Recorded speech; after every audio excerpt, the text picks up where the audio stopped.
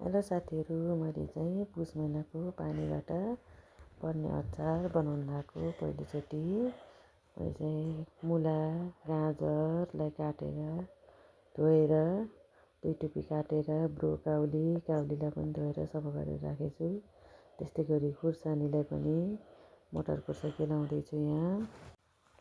मैले चाहिँ यतिको बनाउनु लाग्यो। हजुरहरूलाई सिजनल तरकारीहरू जुन मनपर्छ त्यति लिनुभयो हुन्छ।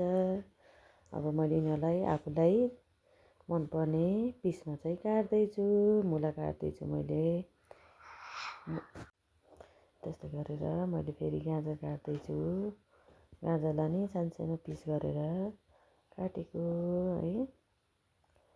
अनि मैले काटेको भेजिटेबलहरू चाहिँ सबै एउटै भाँडामा राखेँ। त्यस्तै गरेर ब्रोकाउलीलाई पनि सानो पिसमा काटेँ मैले होइन। अनि काउलीलाई पनि आफूलाई चाहेको आकारमा दिन सक्नुहुन्छ।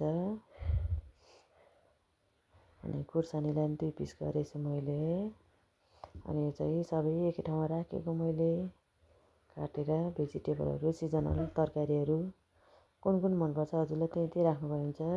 यो चाहिँ उमालेर चिसो भएको पानी चिसो बनाएर मात्रै हाल्ने। बट्टामा हालेँ मैले।